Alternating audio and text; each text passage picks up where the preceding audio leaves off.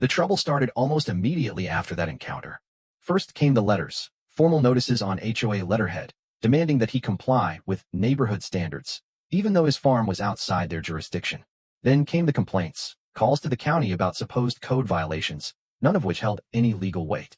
Jake dismissed them at first, but when Karen showed up again, flanked by two equally self-important HOA board members, he knew she wasn't going to let it go. "You again," Jake said, wiping his hands on a rag as he stepped away from fixing the fence. "Mr. Mitchell," Karen greeted him with an exaggerated sigh as if this was some exhausting formality rather than a battle she had willingly started. "I was hoping we could handle this civilly, but you continue to ignore our requests." Jake crossed his arms. "That's because your requests are ridiculous." Karen ignored his response and handed him another document. "As per HOA regulations." "I'm not in your HOA," Jake interrupted, waving the paper back at her. "As per HOA regulations," she repeated, her voice tightening. "All properties within visual range of Crestwood Estates must adhere to community aesthetic guidelines. We are prepared to take further action if necessary." Jake chuckled, shaking his head. "Lady, you're not my landlord. You don't have any authority here." Karen's expression didn't falter, but one of the board members, a wiry man with thick-rimmed glasses, interjected. "We have been in contact with county officials regarding zoning laws. If your farm is found to be in violation of certain regulations, you may be subject to fines." Jake's amusement faded slightly. He knew his farm was in perfect compliance with agricultural zoning. But he also knew people like Karen were relentless. They dig and dig, looking for any excuse to make his life miserable. "Well, you go ahead and do what you have to do," he said, stepping closer. "But if you or anyone from your HOA so much as sets foot on my land again, I'll be calling the sheriff for trespassing." Karen's expression finally cracked, a flicker of frustration crossing her face before she masked it again.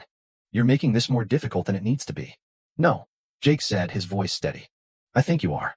Jake knew Karen wasn't going to let things go. The look in her eyes during their last encounter had told him everything. She wasn't just persistent, she was obsessed. The next morning, he woke up to find a county inspector standing at his front gate. "Morning," Jake called, setting down his coffee. "Something I can help you with?" The inspector, a tired-looking man in his 50s named Dave Holloway, adjusted his clipboard. "We got a few complaints about your property. Noise violations, improper waste disposal, and something about unauthorized livestock." Jake snorted. "Let me guess, Karen Whitmore filed those?" Dave sighed. "I can't say, officially. But off the record?" "Yeah." Jake shook his head. "I'm up to code. You want to check? Be my guest." Dave went through the usual motions, walking the property, inspecting the barn, and taking notes. When he finished, he closed his folder and let out a breath. "Everything looks fine. As expected. I'll file my report, but you might want to brace yourself. People like her don't stop." Jake smirked. "Yeah, I'm getting that feeling." The next few weeks were a nightmare of constant harassment. The county sent 3 more inspectors, each citing anonymous complaints. Jake got a fine for excessive noise, which turned out to be his rooster doing what roosters do.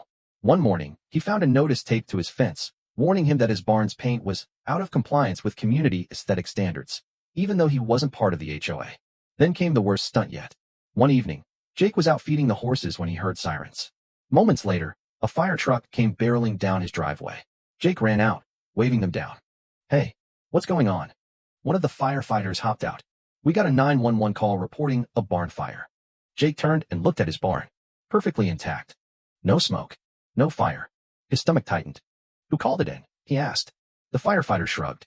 "It was anonymous." Jake exhaled slowly. "Karen. It had to be." The fire crew left after confirming there was no emergency, but the message was clear. She was willing to abuse emergency services just to harass him. Enough was enough. Jake called his lawyer, Dan Carter, a no-nonsense guy who hated HOA overreach as much as Jake did. "She called a fake fire report on you?" Dan asked, incredulous. "That's criminal. We can use that." Jake smirked. "Good. 'Cause I'm tired of playing defense. It's time to hit back." First, they filed a harassment complaint against Karen with the county.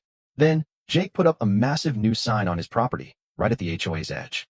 "Private property, not part of HOA. Trespassers will be prosecuted." By the next morning, the entire neighborhood was talking about it. Karen? She was livid. Jake wasn't the only one tired of Karen's antics. At the next HOA meeting, things got heated. "Karen, we're getting legal threats over this," one board member, Richard Graham, said. "You called the fire department on a guy for no reason? That's an abuse of emergency services."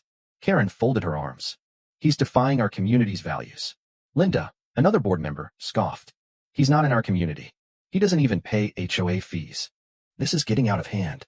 Karen's smile faltered. "We're putting this to a vote," Richard announced. "Effective immediately, We're removing you as HOA president. Karen's face went pale. You can't do this, she hissed. Actually, we can, Linda shot back, holding up a printed copy of the HOA bylaws. Majority vote required for removal. Guess what?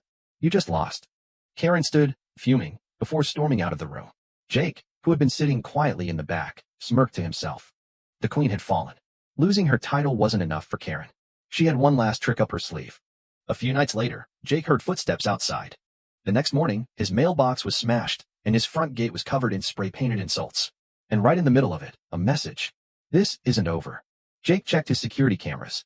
Sure enough, there she was, Karen Whitmore, caught red-handed. Jake didn't hesitate. He called the sheriff. By the afternoon, Karen was in handcuffs. The news picked up the story, and suddenly, Karen went from being a power-hungry HOA president to a disgraced neighborhood villain. A month later, she moved out. Jake stood on his porch, sipping his coffee, watching the moving truck roll away. He smiled. Game over. With Karen gone, the new HOA president, Richard, approached Jake with a white flag. We just want peace, he said. We're rolling back all her ridiculous policies. You won't hear from us again. Jake tipped his hat. Sounds like the first smart decision this HOA has made. And just like that, peace returned to Mitchell Farm. For the first time in months, Jake could wake up, tend to his land, and enjoy his coffee without looking over his shoulder. The war was over. And Jake? He had won.